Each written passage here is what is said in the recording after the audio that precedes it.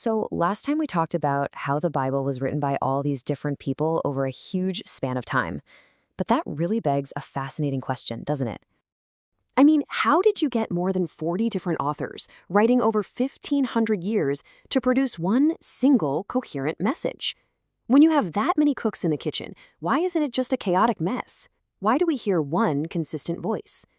This is the central puzzle we're going to unpack today, and it's where the Bible's claim to being unique gets, well, really interesting. Because honestly, everything in our human experience tells us this kind of unity just shouldn't happen. Think about it.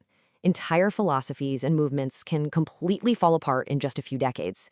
Even a single writer often changes their views pretty dramatically over their own lifetime.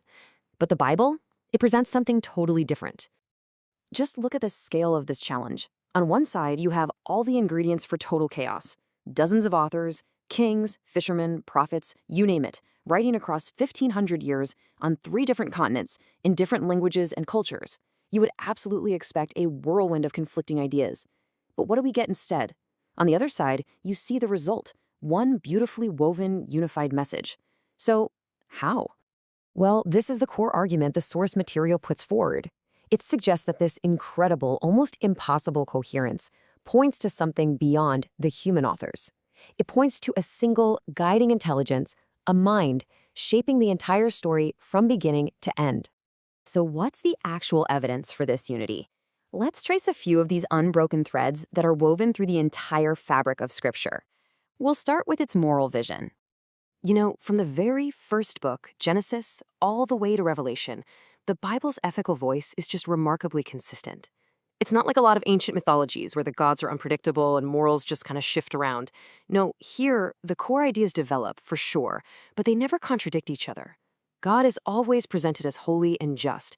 Humanity is seen as dignified, made in God's image, yet also deeply broken. Evil is taken seriously, it's not brushed aside. But mercy is always possible, and hope is never just an illusion. That kind of ethical consistency across 15 centuries, that's, to put it mildly, incredibly rare. This brings us to what's often called the scarlet thread of redemption. It's a powerful metaphor for the Bible's central plot line, a single unfolding story about how God is working to rescue and restore a broken world. And this one thread runs through the entire narrative, giving it a clear direction and a single purpose. And this story, it isn't just a random collection of events. It follows a very clear arc. It all starts with humanity's fall, a broken relationship at the very beginning. Then, book by book, you see another layer being added to this grand plan of restoration. The entire narrative is intentionally moving toward a final goal, reconciliation. It's presented not as a series of accidents, but as a single, purposeful design. So what is it? What's the keystone that holds this entire, massive structure together? Well, the source material suggests it's not just a big idea or some philosophical concept. No, it's something, or rather, someone, far more specific. And this is really the climax of the whole argument.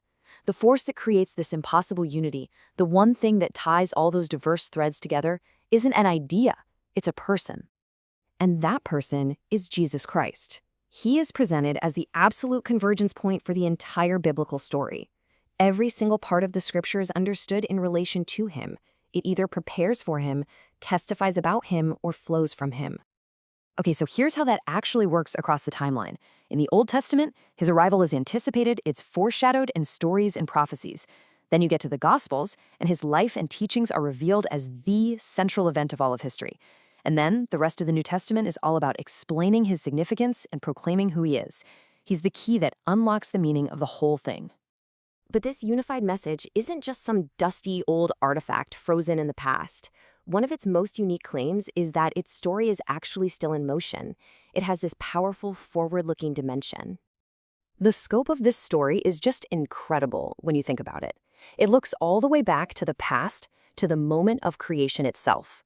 It speaks directly into our lives right now, our present reality, our struggles, our hopes, and it points forward to a future of complete restoration and renewal. It's a story that claims to hold all of time within its pages. And that brings us to a really profound and, let's be honest, a challenging question. If this one voice truly speaks with such clear purpose across all of the past, could it do the same for the future? Can this message speak not just about what was, but about what would be?